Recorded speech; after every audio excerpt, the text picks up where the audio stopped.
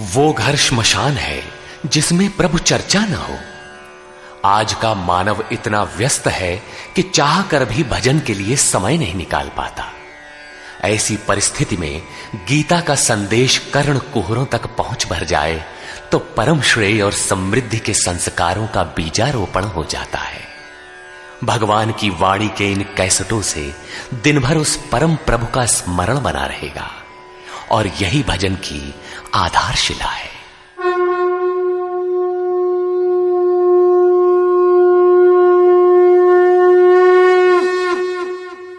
ओम श्री परमात्मने नमः।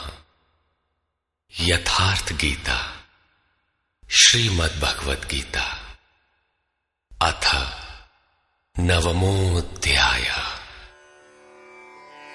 प्रस्तुत अध्याय में योगेश्वर श्री कृष्ण ने स्वयं चर्चा की कि योग युक्त पुरुष का ऐश्वर्य कैसा है, सब में व्याप्त रहने पर भी वो कैसे निर्लेप है, करते हुए भी वो कैसे अकर्ता है। उस पुरुष के स्वभाव एवं प्रभाव पर प्रकाश डाला। योग को आचरण में ढालने पर आने वाले देवतादिक विघ्नों से सतर्क किया और उस पुरुष के शरण होने पर बल दिया। श्री भगवान उवाच।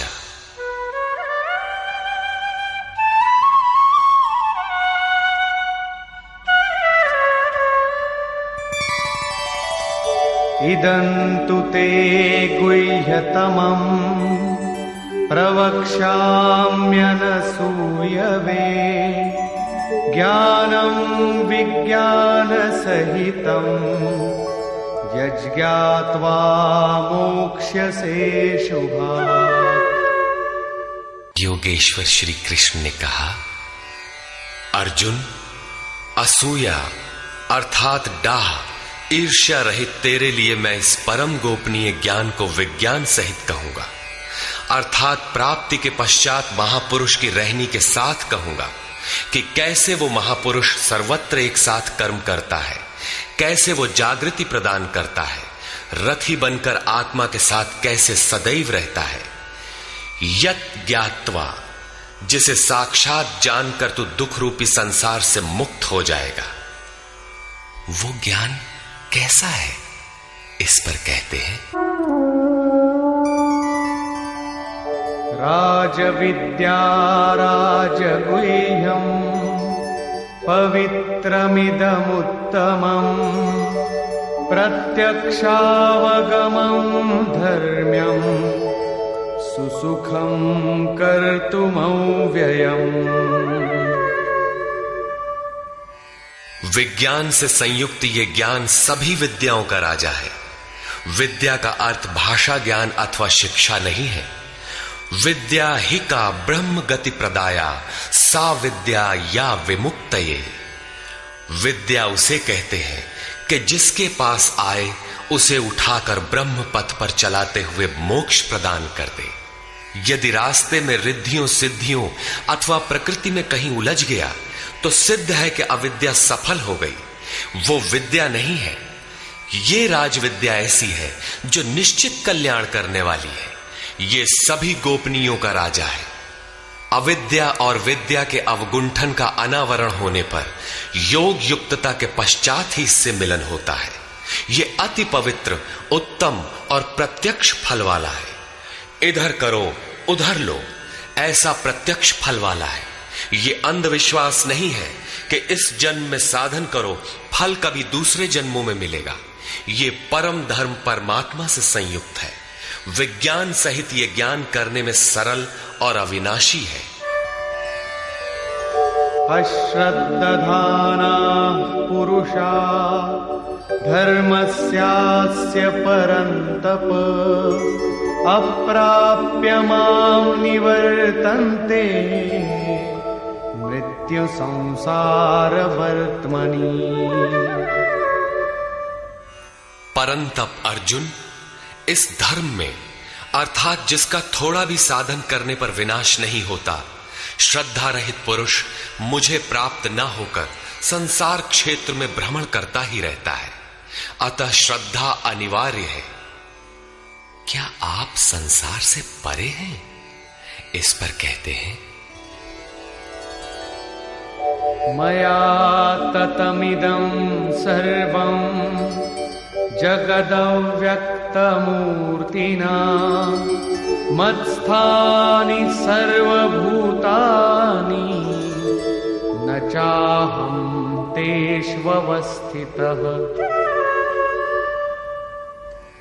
मुझ अव्यक्त स्वरूप से ये सब जगत व्याप्त है, अर्थात मैं जिस स्वरूप में स्थित हूं वो सर्वत्र व्याप्त है।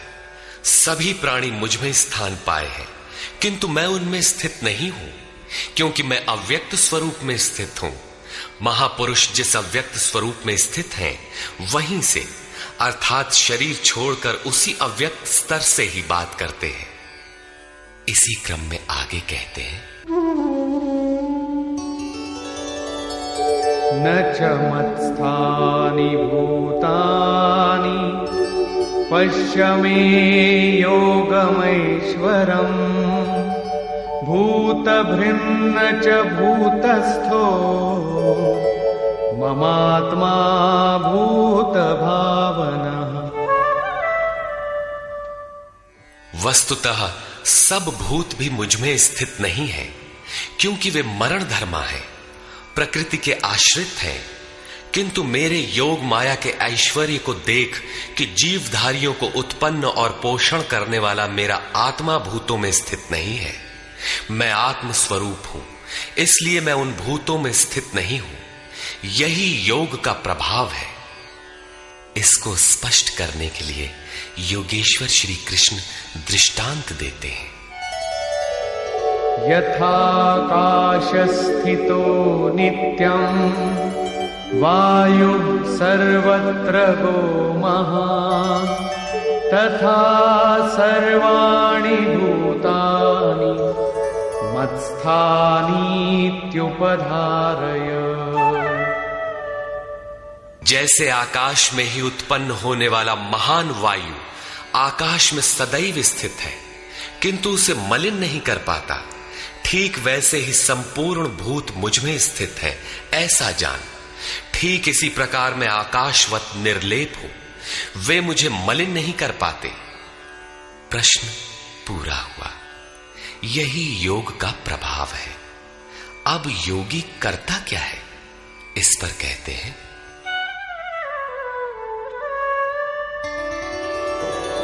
सर्वभूतानि कौन्तेय प्रकृतिं यान्ति मामिकाम् कल्पक्षये पुनस्तानि कल्पादौ विसृजाम्यहम्। अर्जुन, कल्प के विलय काल में सब भूत मेरी प्रकृति अर्थात मेरे स्वभाव को प्राप्त होते हैं, और कल्प के आदि में मैं उनको बार बार विसृजामि विशेष रूप से सृजन करता हूं। थे तो वे पहले से, किंतु विकृत थे, उन्हीं को रचता हूं, सजाता हूं।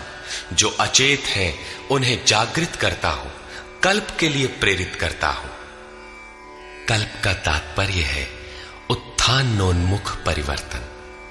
आसुरी संपद से निकलकर जैसे जैसे पुरुष दैवी संपद में प्रवेश पाता है, यहीं से कल्प का आरंभ है, और जब ईश्वर भाव को प्राप्त हो जाता है, वही कल्प का क्षय है। अपना कर्म पूरा करके कल्प भी विलय हो जाता है। भजन का आरंभ कल्प का आदि है, और भजन की पराकाष्ठा जहां लक्ष्य विदित होता है, कल्प का अंत है। जब ये प्रत्यगात्मा योनियों के कारणभूत राग द्वेषादि से मुक्ति पाकर अपने शाश्वत स्वरूप में स्थिर हो जाए, इसी को श्री कृष्ण कहते हैं कि वो मेरी प्रकृति को प्राप्त होता है। जो महापुरुष प्रकृति का विलय करके स्वरूप में प्रवेश पा गया, उसकी प्रकृति कैसी? क्या उसमें प्रकृति शेष ही है? नहीं। अध्याय 3 के 33वें श्लोक में योगेश्वर श्री कृष्ण कह चुके हैं कि सभी प्राणी अपनी प्रकृति को प्राप्त होते हैं। जैसा उनके ऊपर प्रकृति के गुणों का दबाव है, वैसा करते हैं।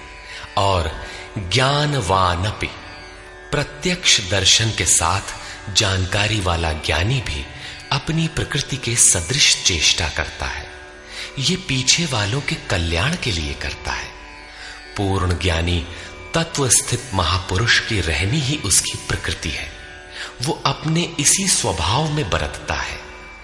कल्प के क्षय में लोग महापुरुष की इसी रहनी को प्राप्त होते हैं। महापुरुष के इसी कृतित्व पर पुनः प्रकाश डालते हैं। प्रकृतिं स्वामवष्टभ्य विसृजामि पुनः पुनः भूतग्राममिमं कृत्स्नम् अवशं प्रकृतेर्वशात्। अपनी प्रकृति अर्थात महापुरुष की रहनी स्वीकार करके प्रकृतेर्वशांत, अपने अपने स्वभाव में स्थित प्रकृति के गुणों से परवश हुए इन संपूर्ण भूत समुदाय को मैं बारंबार विसृजाम, विशेष सृजन, विशेष रूप से सजाता हूं। इन्हें अपने स्वरूप की ओर बढ़ने के लिए प्रेरित करता हूं। तब तो आप इस कर्म से बंधे हैं। न च मां तानि कर्माणि निबध्नन्ति धनञ्जय उदासीनवदासीनम् असक्तं तेषु कर्मसु। अध्याय 4 के 9वें श्लोक में योगेश्वर श्री कृष्ण ने कहा था कि महापुरुष की कार्य प्रणाली अलौकिक है। अध्याय 9 के 4थे श्लोक में बताया, मैं अव्यक्त रूप से करता हूं। यहां भी वही कहते हैं, धनंजय, जिन कर्मों को मैं अदृश्य रूप से करता हूं उसमें मेरी आसक्ति नहीं है। उदासीन के सदृश स्थित रहने वाले मुझ परमात्म स्वरूप को वे कर्म नहीं बांधते, क्योंकि कर्म के परिणाम में जो लक्ष्य मिलता है उसमें मैं स्थित हूं। इसलिए उन्हें करने के लिए मैं विवश नहीं हूं। ये तो स्वभाव के साथ जुड़ी प्रकृति के कार्यों का प्रश्न था। महापुरुष की रहनी थी, उनकी रचना थी। अब मेरे अध्यास से जो माया रचती है वो क्या है? वो भी एक कल्प है। मयाध्यक्षेण प्रकृतिः सूयते सचराचरम् हेतुनानेन कौन्तेय जगत् विपरिवर्तते। अर्जुन, मेरी अध्यक्षता में अर्थात मेरी उपस्थिति में सर्वत्र व्याप्त मेरे अध्यास से ये माया अर्थात त्रिगुणमयी प्रकृति, अष्टधा मूल प्रकृति और चेतन दोनों चराचर सहित जगत को रचती है, जो क्षुद्र कल्प है। और इसी कारण से यह संसार आवागमन के चक्र में घूमता रहता है। प्रकृति का यह क्षुद्र कल्प जिसमें काल का परिवर्तन है, मेरे अध्यास से प्रकृति ही करती है, मैं नहीं करता। किंतु 7वें श्लोक का कल्प आराधना का संचार एवं पूर्ति पर्यंत मार्गदर्शन वाला कल्प महापुरुष स्वयं करते हैं। एक स्थान पर वे स्वयं करता है जहां वे विशेष रूप से सृजन करते हैं। यहां कर्ता प्रकृति है, जो केवल मेरे आभास से ये क्षणिक परिवर्तन करती है, जिसमें शरीरों का परिवर्तन, काल परिवर्तन, युग परिवर्तन इत्यादि आते हैं। ऐसा व्याप्त प्रभाव होने पर भी मूढ़ लोग मुझे नहीं जानते। यथा अवजानन्ति मां मूढ़ा मानुषीं तनुमाश्रितम् परं भावमजानन्तो मम भूतमहेश्वरम्। संपूर्ण भूतों के महान ईश्वर रूप मेरे परम भाव को न जानने वाले मूढ़ लोग मुझे मनुष्य शरीर के आधार वाला और तुच्छ समझते हैं। संपूर्ण प्राणियों के ईश्वरों का भी जो महान ईश्वर है, उस परम भाव में मैं स्थित हूं, किंतु हूं मनुष्य शरीरधारी। मूढ़ लोग इसे नहीं जानते, वे मुझे मनुष्य कहकर संबोधित करते हैं। उनका दोष भी क्या है? जब वे दृष्टिपात करते हैं तो महापुरुष का शरीर ही तो दिखाई पड़ता है। कैसे वे समझे कि आप महान ईश्वर भाव में स्थित हैं? वे क्यों नहीं देख पाते? इस पर कहते हैं, मोघाशा मोघ कर्माणो मोघ ज्ञानाविचेतसः राक्षसीमासुरीं चैव प्रकृतिं मोहिनीं श्रिताः। वे वृथा आशा अर्थात जो कभी पूर्ण न हो ऐसी आशा, वृथा कर्म अर्थात बंधनकारी कर्म, वृथा ज्ञान अर्थात जो वस्तुतः अज्ञान है, विचेतसः विशेष रूप से अचेत हुए राक्षसों और असुरों के से मोहित होने वाले स्वभाव को धारण किए होते हैं, अर्थात आसुरी स्वभाव वाले होते हैं। इसलिए मनुष्य समझते हैं असुर और राक्षस मन का एक स्वभाव है, न कि कोई जाति या योनि।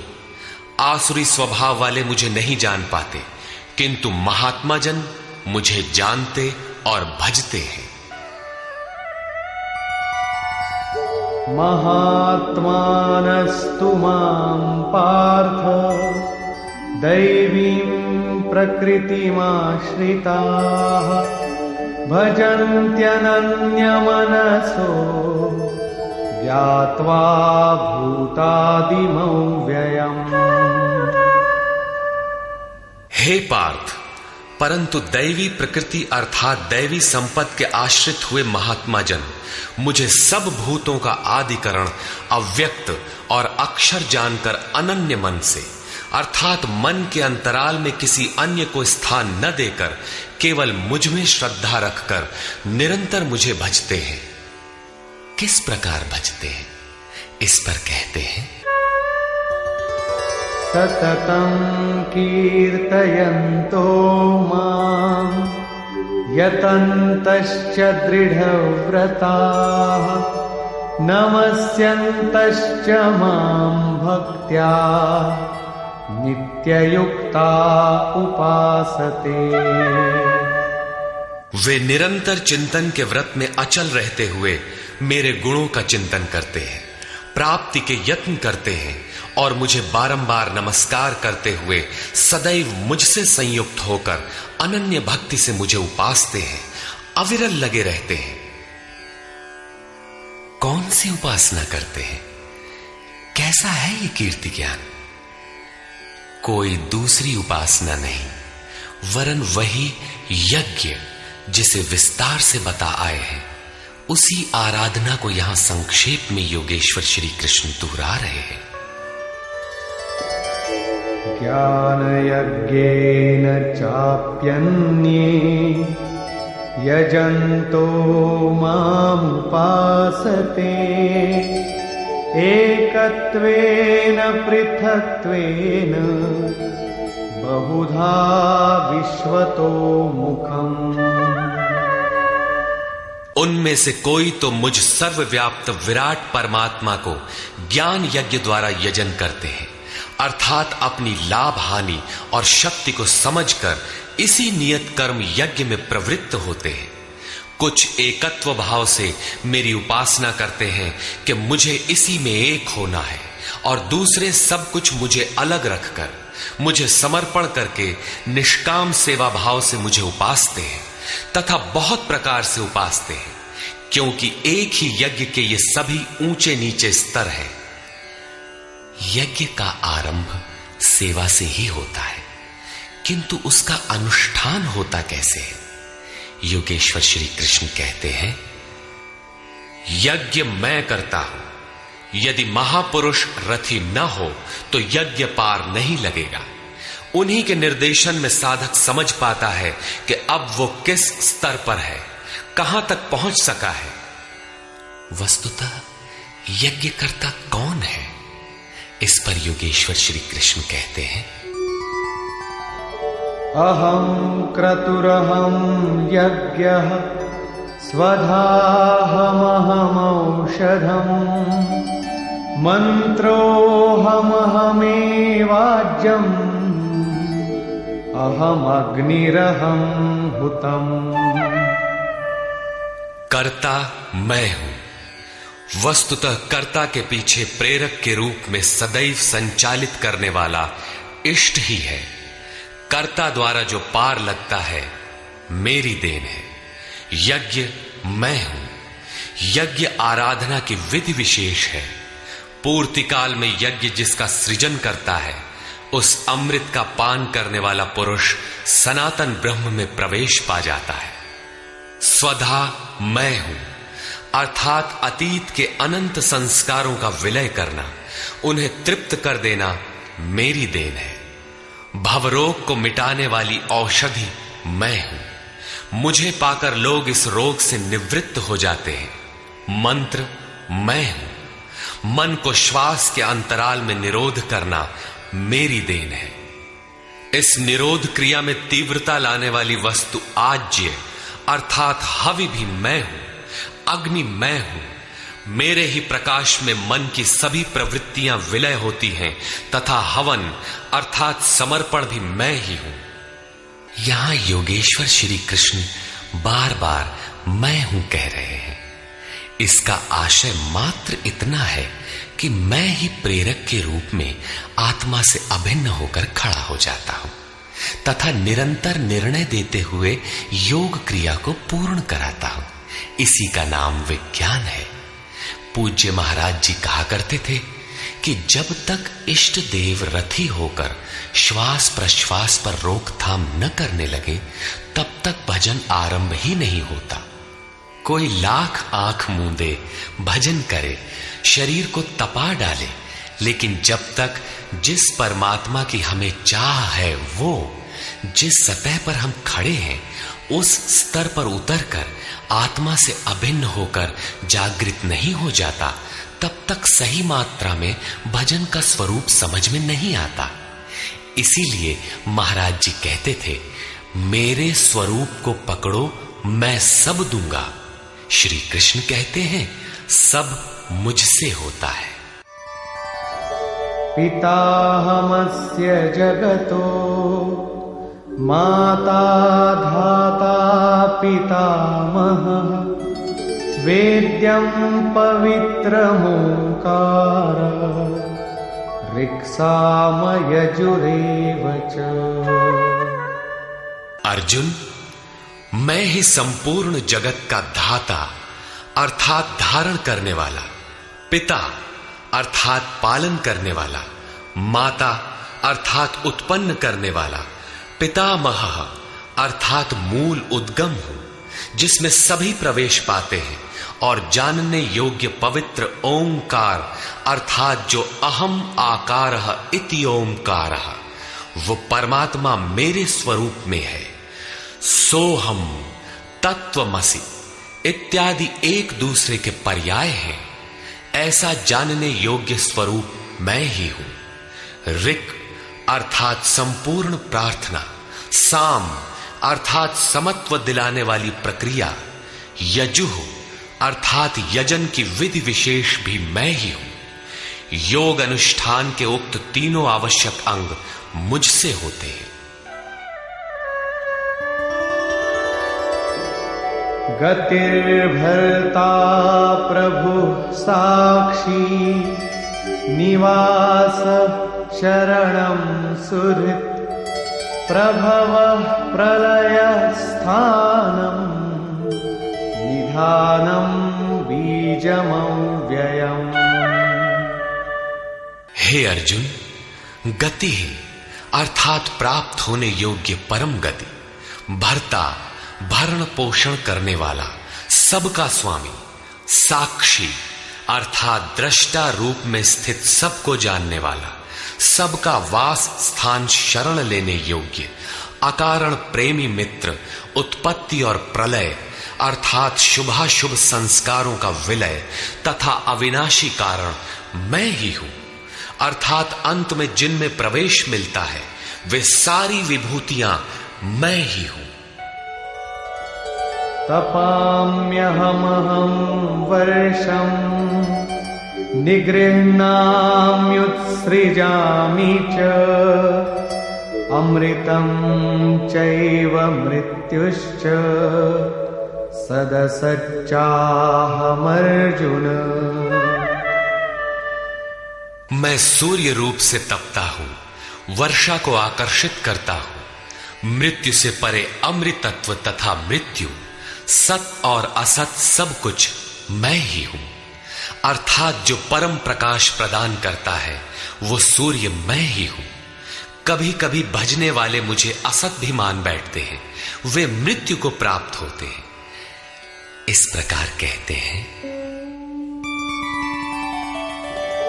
त्रैविद्या मां सोमपाः पूतपापाः यज्ञैरिष्ट्वा स्वर्गतिं प्रार्थयन्ते ते पुण्यमासाद्य सुरेन्द्रलोकम् अश्नन्ति दिव्यान् दिवि देवभोगान्। आराधना विद्या के तीनों अंग ऋक्, साम और यजु अर्थात प्रार्थना, समत्व की प्रक्रिया और यजन का आचरण करने वाले, सोम अर्थात चंद्रमा के क्षीण प्रकाश को पाने वाले, पाप से मुक्त होकर पवित्र हुए पुरुष उसी यज्ञ की निर्धारित प्रक्रिया द्वारा मुझे इष्ट रूप में पूजकर स्वर्ग के लिए प्रार्थना करते हैं। यही असत की कामना है जिससे वे मृत्यु को प्राप्त होते हैं, उनका पुनर्जन्म होता है, जैसा पिछले श्लोक में योगेश्वर ने बताया। वे पूजते मुझे ही हैं, उसी निर्धारित विधि से पूजते हैं, किंतु बदले में स्वर्ग की याचना करते हैं। वे पुरुष अपने पुण्य के फल स्वरूप इंद्रलोक को प्राप्त होकर स्वर्ग में देवताओं के दिव्य भोग भोगते हैं, अर्थात ये भोग भी मैं ही देता हूं। ते तं भुक्त्वा स्वर्गलोकं विशालम् क्षीणे पुण्ये मर्त्यलोकं विशन्ति एवं त्रयी धर्ममनुप्रपन्ना गतागतं कामकामा लभन्ते। वे उस विशाल स्वर्ग को भोग कर पुण्य क्षीण होने पर मृत्युलोक अर्थात जन्म मृत्यु को प्राप्त होते हैं। इस प्रकार त्रयी धर्मम प्रार्थना, समत्व एवं यजन की तीनों विधियों से एक ही यज्ञ का अनुष्ठान करने वाले मेरे शरण हुए भी कामना वाले पुरुष बारंबार जाने आने को अर्थात पुनर्जन्म को प्राप्त होते हैं। अतः किसी प्रकार की कामना नहीं करनी चाहिए। जो कामना नहीं करते उन्हें क्या मिलता है? अनन्याश्चिन्तयन्तो मां ये जनाः पर्युपासते तेषां नित्याभियुक्तानां योगक्षेमं वहाम्यहम्। अनन्य भाव से मुझ में स्थित भक्तजन मुझ परमात्म स्वरूप का निरंतर चिंतन करते हैं। पर्युपासते लेश मात्र भी त्रुटि न रखकर मुझे उपासते हैं। उन नित्य एक ही भाव से संयुक्त हुए पुरुषों का योगक्षेम मैं स्वयं वहन करता हूं, अर्थात उनके योग की सुरक्षा की सारी जिम्मेदारी मैं अपने हाथ में लेता हूं। इतना होने पर भी लोग अन्य देवताओं को भजते हैं। येऽप्यन्य देवता भक्ता यजन्ते श्रद्धयान्विता तेऽपि मामेव कौन्तेय यजन्त्यविधिपूर्वकम्।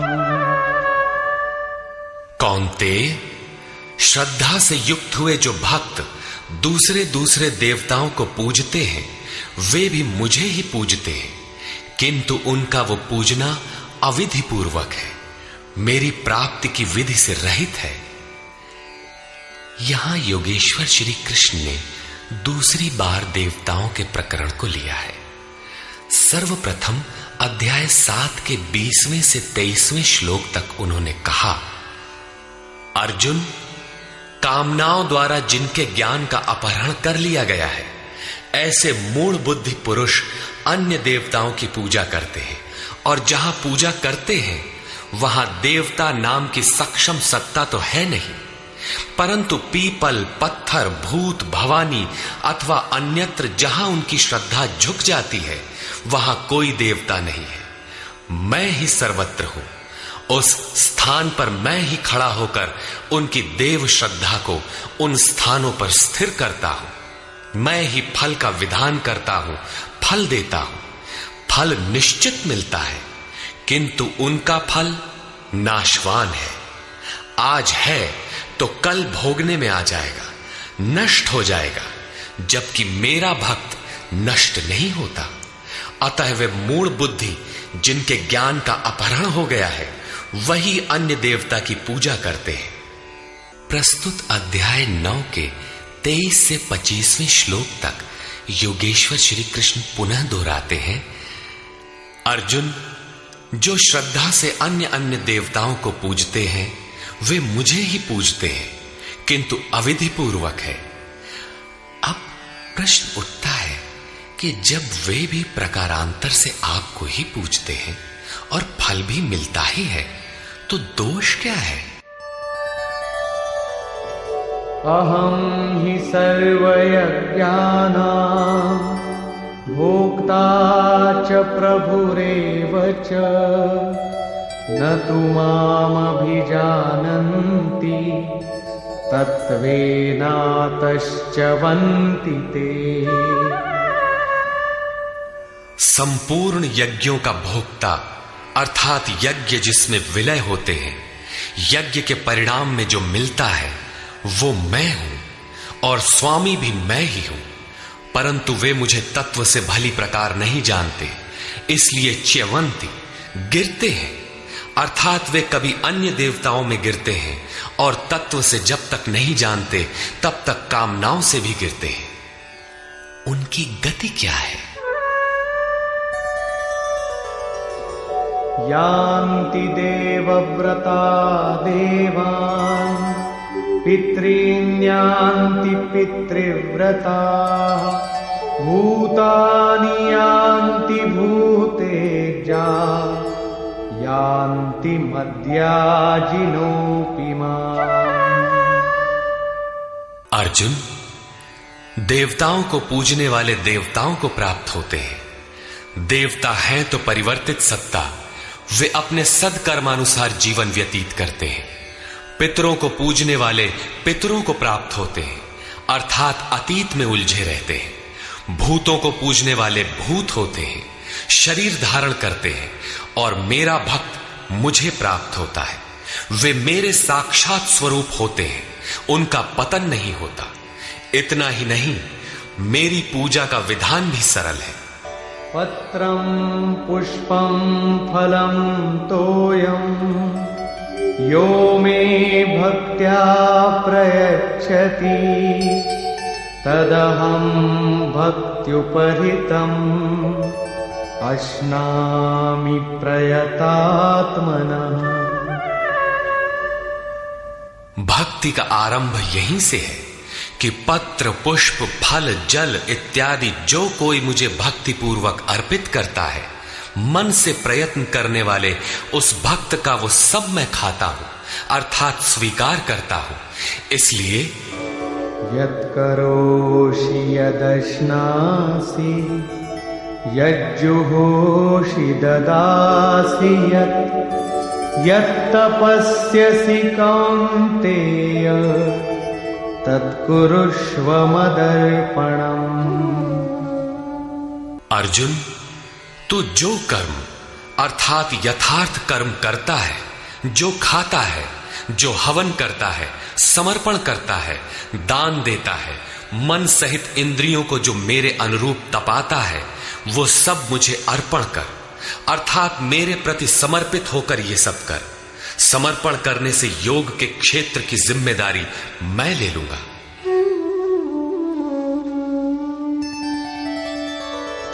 शुभाशुभ फलैरेवं मोक्ष्यसे कर्म बन्धनैः संन्यास योग युक्तात्मा विमुक्तो मामुपैष्यसि। इस प्रकार सर्वस्व के न्यास संन्यास योग से युक्त हुआ तू शुभाशुभ फलदाता कर्मों के बंधन से मुक्त होकर मुझे प्राप्त होगा। उपर्युक्त 3 श्लोकों में योगेश्वर श्री कृष्ण ने क्रमबद्ध साधन और उसके परिणाम का चित्रण किया है। पहले पत्र पुष्प फल जल का पूर्ण श्रद्धा से अर्पण, दूसरे समर्पित होकर कर्म का आचरण, और तीसरे पूर्ण समर्पण के साथ सर्वस्व का त्याग। इनके द्वारा कर्म बंधन से विमुक्त अर्थात विशेष रूप से मुक्त हो जाएगा। मुक्ति से मिलेगा क्या? बताया, मुझे प्राप्त होगा। यहां मुक्ति और प्राप्ति एक दूसरे के पूरक हैं। आपकी प्राप्ति ही मुक्ति है, तो उससे लाभ? इस पर कहते हैं, समोहं सर्वभूतेषु न मे द्वेषोऽस्ति न प्रियः ये भजन्ति तु मां भक्त्या मयि ते तेषु चाप्यहम्। सृष्टि में न मेरा कोई प्रिय है और न अप्रिय है, किंतु जो अनन्य भक्त है वो मुझ में है और मैं उसमें हूं। यही मेरा एकमात्र रिश्ता है, उसमें परिपूर्ण हो जाता हूं। मुझ में और उसमें कोई अंतर नहीं रह जाता।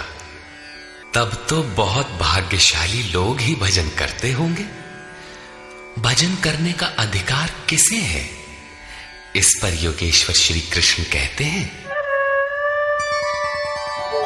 अपि चेत् सुदुराचारो भजते मामनन्यभाक् साधुरेव समन्तव्यः सम्यग् व्यवसितो हि सः। यदि अत्यंत दुराचारी भी अनन्य भाव से अर्थात अन्य धन न, मेरे सिवाय किसी अन्य वस्तु या देवता को न भजकर केवल मुझे ही निरंतर भजता है, वो साधु ही मानने योग्य है। अभी वो साधु हुआ नहीं है, किंतु उसके हो जाने में संदेह भी नहीं है, क्योंकि वो यथार्थ निश्चय से लग गया है। अतः भजन आप भी कर सकते हैं, बशर्ते कि आप मनुष्य हो, क्योंकि मनुष्य ही यथार्थ निश्चय वाला है। गीता पापियों का उद्धार करती है और वो पथिक क्षिप्रं भवति धर्मात्मा शश्वच्छान्तिं निगच्छति कौन्तेय प्रतिजानीहि न मे भक्तः प्रणश्यति। इस भजन के प्रभाव से वो दुराचारी भी शीघ्र ही धर्मात्मा हो जाता है, परम धर्म परमात्मा से संयुक्त हो जाता है तथा सदैव रहने वाली परम शांति को प्राप्त होता है। कौन्तेय, तो निश्चय पूर्वक सत्य जान कि मेरा भक्त कभी नष्ट नहीं होता। यदि एक जन्म में पार नहीं लगा तो अगले जन्मों में भी वही साधन करके शीघ्र ही परम शांति को प्राप्त होता है। अतः सदाचारी दुराचारी सभी को भजन करने का अधिकार है। इतना ही नहीं अपितु मां हि पार्थ व्यपाश्रित्य येऽपि स्युः पापयोनयः स्त्रियो वैश्यास्तथा शूद्राः तेऽपि यान्ति परां गतिम्। पार्थ, स्त्री, वैश्य, शूद्रादि तथा जो कोई पाप योनि वाले भी हो, वे सभी मेरे आश्रित होकर परम गति को प्राप्त होते हैं। अतः ये गीता मनुष्य मात्र के लिए है। चाहे वो कुछ भी करता हो, कहीं भी पैदा हुआ हो, सबके लिए ये एक समान कल्याण का उपदेश करती है। गीता सार्वभौम है। पाप योनि अध्याय 16 के 7वें से 21वें श्लोक तक आसुरी वृत्ति के लक्षणों के अंतर्गत भगवान ने बताया कि जो शास्त्र विधि का त्याग कर नाम मात्र के यज्ञों द्वारा दंभ से यजन करते हैं, वे नरों में अधम है। यज्ञ है नहीं किंतु नाम दे रखा है और दंभ से यजन करता है, वो क्रूर कर्मी और पापाचारी अर्थात पाप योनि है। वैश्य, शूद्र भगवत पथ की सीढ़ियां हैं। स्त्रियों के प्रति कभी सम्मान, कभी हीनता की भावना रही है, किंतु योग प्रक्रिया में स्त्री और पुरुष दोनों का समान ही प्रवेश है। किम पुनर्ब्राह्मणा पुण्या भक्ता राजर्षयस्तथा अनित्यमसुखं लोकम् इमं प्राप्य भजस्व माम्। फिर तो ब्राह्मण तथा राजर्षि क्षत्रिय श्रेणी के भक्तों के लिए कहना ही क्या है। ब्राह्मण एक अवस्था विशेष है जिसमें ब्रह्म में प्रवेश दिला देने वाली सारी योग्यताएं विद्यमान हैं। शांति, आर्जव, अनुभवी, उपलब्धि, ध्यान और इष्ट के निर्देशन पर जिसमें चलने की क्षमता है, यही ब्राह्मण की अवस्था है। राजर्षि क्षत्रिय में रिद्धियों सिद्धियों का संचार, शौर्य, स्वामी भाव, पीछे न हटने का स्वभाव रहता है। इस योग स्तर पर पहुंचे हुए योगी तो पार होते ही हैं, उनके लिए क्या कहना है। अतः अर्जुन, तू सुख रहित क्षण भंगुर इस मनुष्य शरीर को प्राप्त होकर मेरा ही भजन कर। इस नश्वर शरीर के ममत्व पोषण में समय नष्ट न कर। अतः वे भजन की धारणा पर प्रोत्साहन देते हैं। मन्मना भव मद्भक्तो मद्याजी मां नमस्कुरु मामे वैश्यसि युक्त्वैवम् आत्मानं मत्परायणः। अर्जुन, मेरे में ही मन वाला हो, सिवाय मेरे दूसरे भाव मन में ना आने पाए। मेरा अनन्य भक्त हो, अनवरत चिंतन में लग, श्रद्धा सहित मेरा ही निरंतर पूजन कर और मेरे को ही नमस्कार कर। इस प्रकार मेरे शरण हुआ आत्मा को मुझ में एक ही भाव से स्थित कर, तो मुझे ही प्राप्त होगा, अर्थात मेरे साथ एकता प्राप्त करेगा। निष्कर्ष, इस अध्याय के आरंभ में श्री कृष्ण ने कहा, अर्जुन, तुझ दोष रहित भक्त के लिए मैं इस ज्ञान को विज्ञान सहित कहूंगा, जिसे जानकर कुछ भी जानना शेष नहीं रहेगा। इसे जानकर तू संसार बंधन से छूट जाएगा। यह ज्ञान संपूर्ण विद्याओं का राजा है। विद्या वह है जो परब्रह्म में प्रवेश दिलाए।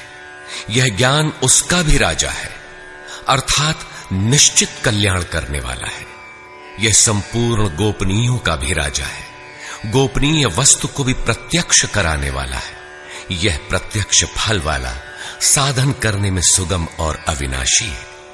इसका थोड़ा भी साधन आपसे पार लग जाए तो इसका कभी नाश नहीं होता, वरन इसके प्रभाव से वह परम श्रेय तक पहुंच जाता है।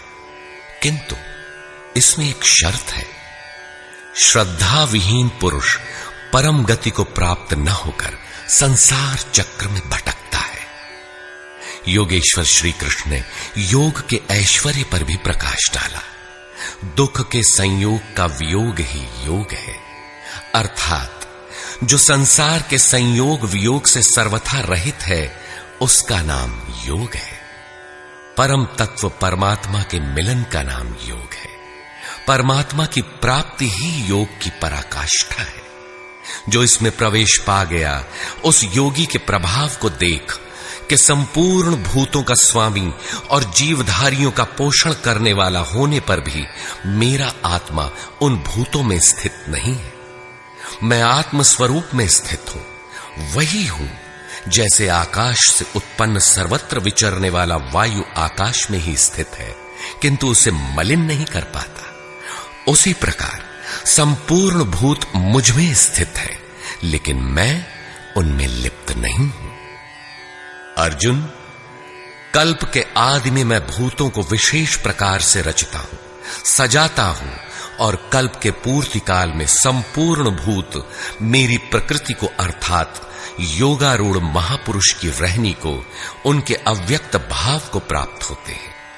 यद्यपि महापुरुष प्रकृति से परे हैं, किंतु प्राप्ति के पश्चात स्वभाव अर्थात स्वयं में स्थित रहते हुए लोक संग्रह के लिए जो कार्य करता है, वह उसकी एक रहनी है। इसी रहनी के कार्यकलाप को उस महापुरुष की प्रकृति कहकर संबोधित किया गया है। एक रचयिता तो मैं हूं जो भूतों को कल्प के लिए प्रेरित करता हूं, और दूसरी रचयिता त्रिगुणमयी प्रकृति है जो मेरे अध्यास से चराचर सहित भूतों को रचती है। यह भी एक कल्प है जिसमें शरीर परिवर्तन, स्वभाव परिवर्तन और काल परिवर्तन निहित है। इस प्रकार कल्प दो प्रकार के हैं।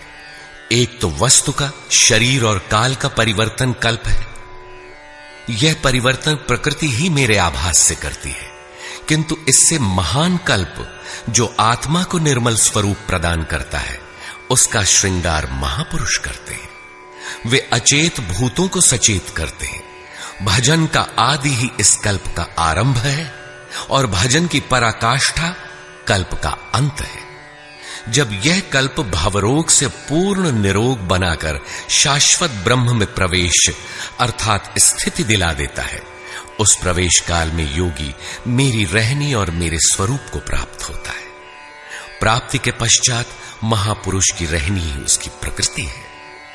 योगेश्वर श्री कृष्ण कहते हैं, अर्जुन, मूढ़ लोग मुझे नहीं जानते, मुझ ईश्वरों के ईश्वर को भी तुच्छ समझते हैं, साधारण मनुष्य मानते हैं। प्रत्येक महापुरुष के साथ यह विडंबना रही है कि तत्कालीन समाज ने उनकी उपेक्षा की, उनका डटकर विरोध हुआ। श्री कृष्ण भी इसके अपवाद नहीं थे। वे कहते हैं, मैं परम भाव में स्थित हूं, किंतु शरीर मेरा भी मनुष्य का ही है।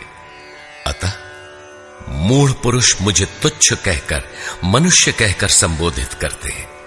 ऐसे लोग व्यर्थ आशा वाले, व्यर्थ कर्म वाले, व्यर्थ ज्ञान वाले हैं कि कुछ भी करें और कह दें कि हम तो कामना नहीं करते, हो गए निष्काम कर्मयोगी। वे आसुरी स्वभाव वाले मुझे नहीं परख पाते, किंतु दैवी संपत्ति को प्राप्त जन अनन्य भाव से मेरा ध्यान करते हैं, मेरे गुणों का निरंतर चिंतन करते हैं। अनन्य उपासना अर्थात यज्ञार्थ कर्म के दो ही मार्ग हैं। पहला है ज्ञान मार्ग अर्थात अपने भरोसे, अपनी शक्ति को समझकर उसी नियत कर्म में प्रवृत्त होना, और दूसरी विधि स्वामी सेवक भावना की है, जिसमें सद्गुरु के प्रति समर्पित होकर वही कर्म किया जाता है। इन्हीं दो दृष्टियों से लोग मुझे उपासते हैं, किंतु उनके द्वारा जो पार लगता है, वह यज्ञ, वह हवन, वह कर्ता, श्रद्धा और औषधि जिससे भावरोग की चिकित्सा होती है, मैं ही हूं। अंत में जो गति प्राप्त होती है, वह गति भी मैं ही हूं। इसी यज्ञ को लोग त्रैविद्या, प्रार्थना, यजन और समत्व दिलाने वाली विधियों से संपादित करते हैं, किंतु बदले में स्वर्ग की कामना करते हैं। तो मैं स्वर्ग भी देता हूं। उसके स्वभाव से वे इंद्र पद प्राप्त कर लेते हैं, दीर्घ काल तक उसे भोगते हैं, किंतु पुण्य क्षीण होने पर वे पुनर्जन्म को प्राप्त होते हैं। उनकी क्रिया सही थी, किंतु भोगों की कामना रहने पर पुनर्जन्म पाते हैं। अतः भोगों की कामना नहीं करनी चाहिए। जो अनन्य भाव से, अर्थात मेरे सिवाय दूसरा है ही नहीं, ऐसे भाव से जो निरंतर मेरा चिंतन करते हैं, लेश मात्र भी त्रुटि न रह जाए, ऐसे जो भजते हैं, उनके योग की सुरक्षा का भार मैं अपने हाथ में ले लेता हूं। इतना होने पर भी कुछ लोग अन्य देवताओं की पूजा करते हैं। वे भी मेरी ही पूजा करते हैं, किंतु वह मेरी प्राप्ति की विधि नहीं है। वे संपूर्ण यज्ञों के भोक्ता के रूप में मुझे नहीं जानते, अर्थात उनकी पूजा के परिणाम में मैं नहीं मिलता, इसीलिए उनका पतन हो जाता है। वे देवता, भूत अथवा पितरों के कल्पित रूप में निवास करते हैं, जबकि मेरा भक्त साक्षात मुझ में निवास करता है, मेरा ही स्वरूप हो जाता है। योगेश्वर श्री कृष्ण ने इस यज्ञार्थ कर्म को अत्यंत सुगम बताया कि कोई फल फूल या जो भी श्रद्धा से देता है, उसे मैं स्वीकार करता हूं। अतः अर्जुन, तू जो कुछ आराधना करता है मुझे समर्पित कर। जब सर्वस्व का न्यास हो जाएगा, तब योग से युक्त हुआ तू कर्मों के बंधन से मुक्त हो जाएगा, और वह मुक्ति मेरा ही स्वरूप है। दुनिया में सब प्राणी मेरे ही हैं। किसी भी प्राणी से न मुझे प्रेम है न द्वेष, मैं तटस्थ हूं। किंतु जो मेरा अनन्य भक्त है, मैं उसमें हूं, वो मुझ में है। अत्यंत दुराचारी, जघन्यतम पापी ही कोई क्यों न हो, फिर भी अनन्य श्रद्धा भक्ति से मुझे भजता है, तो वह साधु मानने योग्य है। उसका निश्चय स्थिर है, तो वह शीघ्र ही परम से संयुक्त हो जाता है और सदा रहने वाली परम शांति को प्राप्त होता है। यहां श्री कृष्ण ने स्पष्ट किया कि धार्मिक कौन है। सृष्टि में जन्म लेने वाला कोई भी प्राणी अनन्य भाव से एक परमात्मा को भजता है, उसका चिंतन करता है, तो वह शीघ्र ही धार्मिक हो जाता है। अतः धार्मिक वह है जो एक परमात्मा का सुमिरन करता है। अंत में आश्वासन देते हैं, अर्जुन, मेरा भक्त कभी नष्ट नहीं होता। कोई शूद्र हो, नीच हो, आदिवासी हो या अनादिवासी या कुछ भी नामधारी हो, पुरुष अथवा स्त्री हो, अथवा पाप योनि तिर्यक योनि वाला भी जो हो, मेरी शरण होकर परम श्रेय को प्राप्त होता है। इसलिए अर्जुन, सुख रहित क्षण भंगुर किंतु दुर्लभ मनुष्य शरीर को पाकर मेरा भजन कर। फिर तो जो ब्रह्म में प्रवेश दिलाने वाली योग्यताओं से युक्त है, उस ब्राह्मण तथा जो राजर्षित्व के स्तर से भजने वाला है, ऐसे योगी के लिए कहना ही क्या है, वह तो पार ही है। अतः अर्जुन, निरंतर मुझ में मन वाला हो, निरंतर नमस्कार कर। इस प्रकार मेरी शरण में हुआ तू मुझे ही प्राप्त होगा, जहां से पीछे लौटकर नहीं आना पड़ता। प्रस्तुत अध्याय में उस विद्या पर प्रकाश डाला गया जिसे श्री कृष्ण स्वयं जागृत करते हैं। यह राज विद्या है जो एक बार जागृत होने पर निश्चित कल्याण करती है। अतः ओम तत्सदिति श्रीमद्भगवद गीता सूपनिषत्सु ब्रह्म विद्यायाम योग शास्त्रे श्री कृष्णार्जुन संवादे राज विद्या जागृति नाम नवमोऽध्यायः। इस प्रकार स्वामी अड़गड़ानंद कृत श्रीमद् भगवद गीता के भाष्य यथार्थ गीता का 9वां अध्याय पूर्ण होता है। हरि ओम तत्सत।